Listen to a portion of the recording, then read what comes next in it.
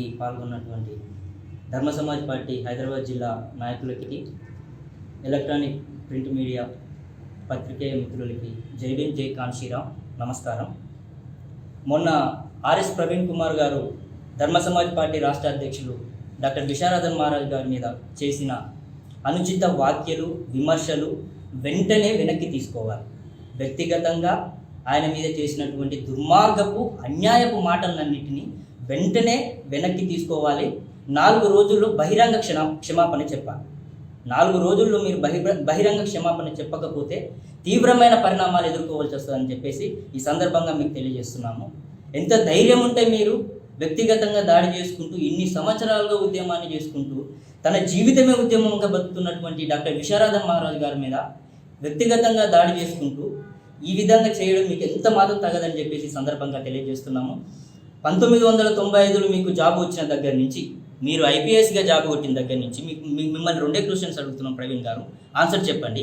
1995లో మీకు జాబ్ వచ్చిన దగ్గర నుంచి కాన్షీరామ్ గారు ఇక్కడ ఉమ్మడి ఆంధ్రప్రదేశ్లోకి వచ్చి ఆయన ఉద్యమం కోసం పోరాటం చేస్తుంటే ఏనాడైనా ఒక రూపాయి కానీ, ఒక నిమిషం కానీ సమయాన్ని ఇచ్చిన దాఖలాలు ఉన్నాయా మీ జీవిత చరిత్రలో? ఈనాడు అదే కాన్షీరామ్ గారు నిర్మించినటువంటి పార్టీలో రాష్ట్ర అధ్యక్షునిగా నువ్వు చేరి ఆ కాన్షీరామ్ ఉద్యమాన్ని పట్టుకెళ్తున్నటువంటి 13 సంవత్సరాలుగా నిర్విరామంగా డాక్టర్ విశారదన్ మహారాజ్ గారు అన్నింటినీ వదిలిపెట్టి, చదువుని పక్కన పెట్టి, ఫ్యామిలీని పక్కన పెట్టి కాన్షీరామ్ ఉద్యమాన్ని, కాన్షీరామ్ రాజ్యాన్ని నిర్మించడమే నా జీవిత లక్ష్యం అని చెప్పేసి 13 సంవత్సరాలుగా కడుపు ఆయగట్టుకొని మేము ప్రయాణం చేస్తూ ఉంటే ఆయన మీద వ్యక్తిగతంగా దాడి చేసే స్థాయికి దిగజారిపోయినాం. కేవలం ఒక్క ఎంపీ స్థానం కోసం. చరిత్ర మిమ్మల్ని క్షమించదు. ఆర్ఎస్పీ గారు, ఖచ్చితంగా మిమ్మల్ని ఖండిస్తున్నాము. చరిత్ర మిమ్మల్ని మర్చిపోదు. కాబట్టి 4 రోజుల్లో మీరు బహిరంగ క్షమాపణ చెప్పాలి. ఆ రోజు మునుగోడు బై ఎలక్షన్లో కాన్షీరామ్ ఉద్యమాన్ని అమ్మినావు. ఈ రోజు నువ్వే పోయి ఆ గడిలల్లో చొరబడ్డావు. కాన్షీరామ్ ఉద్యమం, బహుజన ఉద్యమం అంటే గడిలలో గుడిసెలను తీసుకుపోవడం కాదు ప్రవీణ్ గారు. గుడిసెల దగ్గరికి గడిలను తీసుకురావాలి. అది కాన్షీరామ్ ఉద్యమం అంటే. నేర్చుకోండి.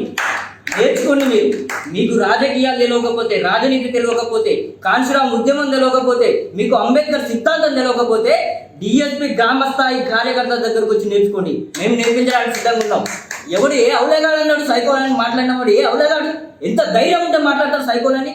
కడుపు కట్టుకొని 13 సంవత్సరాలుగా తిండి లేక, బండిలో పెట్రోల్ లేక ఒక్కొక్క గుండె దగ్గరికి వెళ్ళి నిర్మాణం చేస్తున్నాం. మేము ఒక్కొక్క గుండె దగ్గరికి వెళ్ళి బహుజన సిద్ధాంతం అంటే ఇది, అంబేద్కర్ సిద్ధాంతం అంటే ఇది, కాన్షీరామ్ చేసిన పని విధానం అంటే ఏంటి అని చెప్పేసి మేము నిర్మాణం చేసుకుంటే ఈరోజు 1000 మందిని తయారయ్యి అమ్ముడు పోయే వ్యవస్థని మేము తయారు చేస్తూ ఉంటే మమ్మల్ని సైకోలు, మమ్మల్ని చీడా నీడా అని చెప్పేసి విమర్శిస్తావా?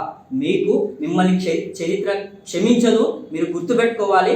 4 రోజుల్లో మీరు బహిరంగ క్షమాపణ చెప్పకపోతే తీవ్రమైన పరిణామాలు ఎదుర్కోవాల్సి వస్తుందని చెప్పేసి హైదరాబాద్ జిల్లా కమిటీ నుంచి హెచ్చరిస్తున్నాము. ఆ రోజు మెతుకు ఆనంగానే మీ బావను కూడా టీఆర్ఎస్ టికెట్ కోసం నువ్వు లోపాయకారిగా ఉండి కేసీఆర్తో పొత్తు కలిపింది వాస్తవం. ఇది ప్రజలంతా గమనిస్తున్నారు. మొన్న జరిగినటువంటి అసెంబ్లీ ఎలక్షన్లో ఒకే ఒక్క సీటు కోసం కాంగ్రెస్ తోని మిగతా 20-30 స్థానాలలో నువ్వు లోపాయకారిగా పనిచేసినావు. కాబట్టి చరిత్ర మిమ్మల్ని క్షమించదు. ఎంత మాత్రము మేము సహించబోము. క్షమాపణ చెప్పేంత వరకు మేము దీన్ని తీవ్ర స్థాయిలో